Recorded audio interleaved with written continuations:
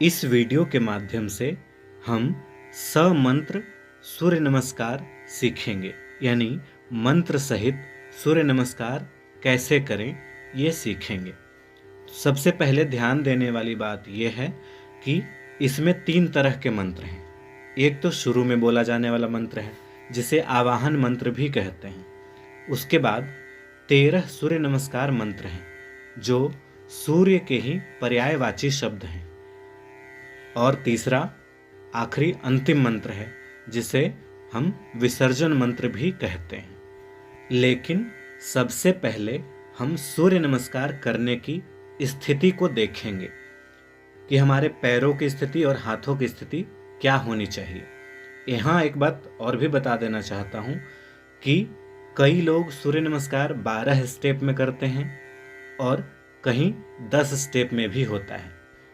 12 step में किए जाने वाले सूर्य नमस्कार में स्थिति की भी गिनती हो जाती है, तो हम 10 स्टेप में सीखेंगे जिसमें स्थिति को गिनती नहीं किया गया है।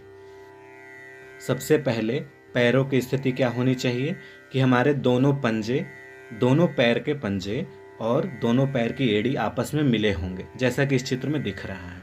उसके बाद हाथ को भी छाती पर इस तरह से रखना है कि हाथ का जो अंगूठे का ये भाग है वो सूर्य चक्र पर आ जाए।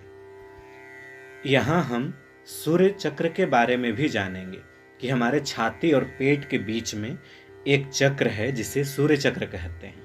यहाँ हम अंगूठे का ये भाग लगाकर और हाथ को बिल्कुल चिपका लेंगे, जैसा कि इस तस्वीर में दिख रहा है।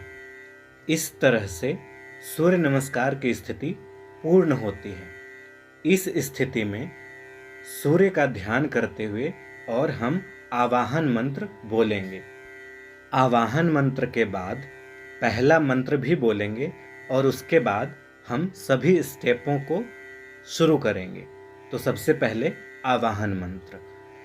ध्येयः सदा सवितृमंडल मध्यवर्ती नारायण सरसिजासन सन्निविष्टः केयूरवान मकर कुंडलवान किरीटी हारी हिरण्यमय वपुरधृत शंख चक्रः ओम मित्राय नमः।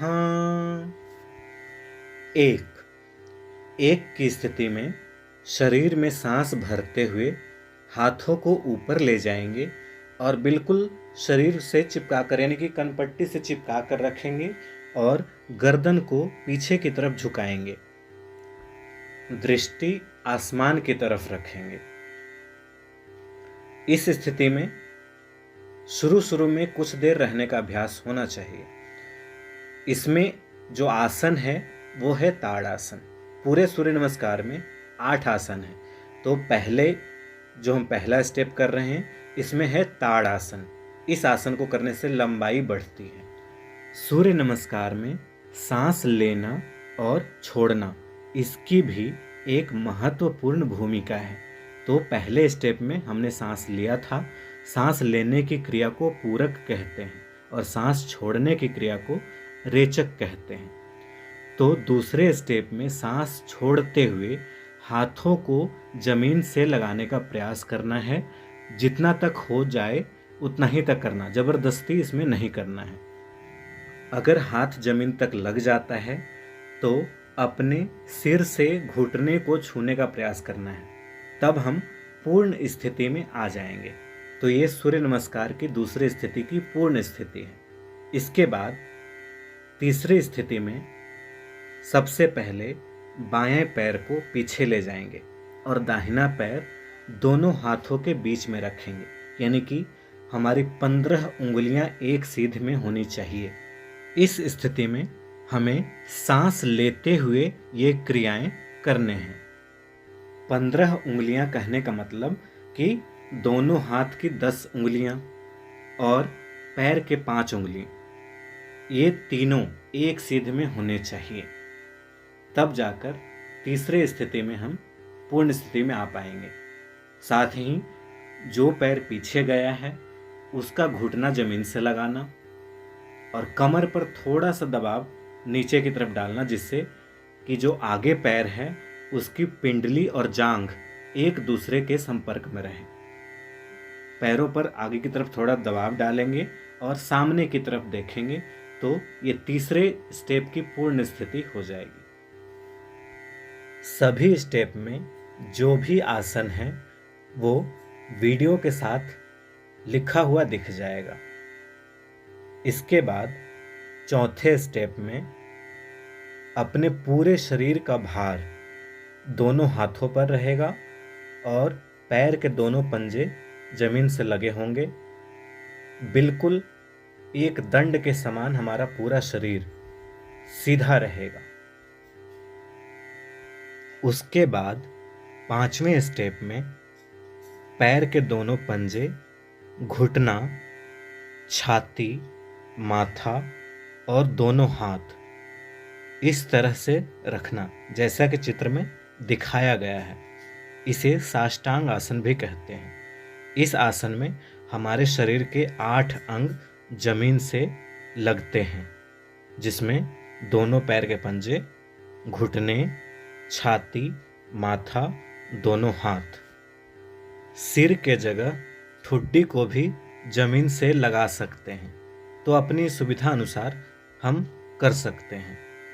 उसके बाद छठे स्टेप में भुजंग आसन, जिसमें 2 तरह से इस आसन को किया जाता है। 2 तरह से करने का मतलब ये कि हम पैर की पोजीशनिंग देखेंगे, यानी इसमें पैर के पंजे, कुछ लोग तो पंजे के ऊपर वाले भाग को जमीन से लगा के रखते हैं, कुछ लोग अंगूठे के नीचे भाग, पंजे के नीचे वाले भाग को ही जमीन से लगा के रखते हैं। तो जो सुविधा है उसके अनुसार हम कर सकते हैं।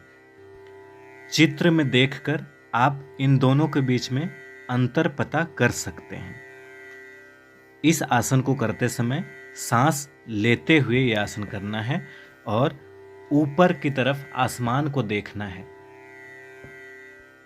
उसके बाद पर्वतासन की मुद्रा में आना है। इसे अधोमुख श्वान आसन भी कहते हैं।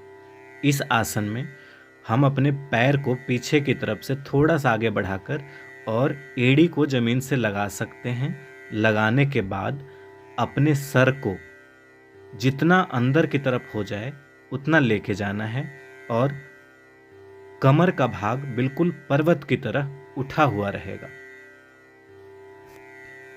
उसके बाद 8वें स्टेप में जो पैर पीछे ले गए थे हम तीसरे स्टेप में, उसी पैर को आगे लाएंगे। यानी बायां पैर पीछे गया था तो अब बाएं पैर को दोनों हाथों के बीच में लाएंगे और उसी तरह की क्रिया करनी है।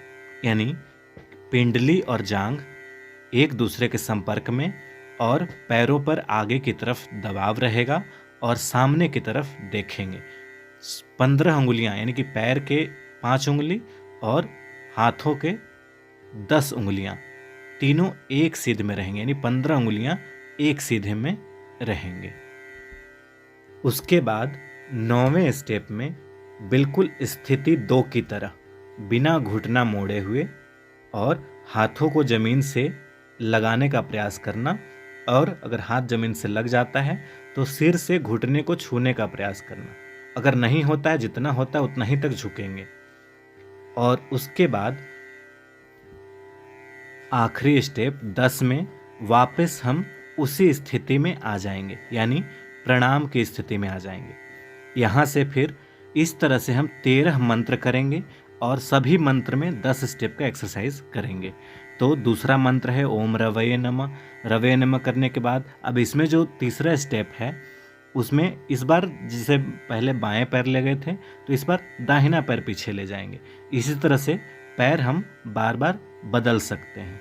और 13 मंत्र हो जाने पर उसके बाद आखिरी में विसर्जन मंत्र है।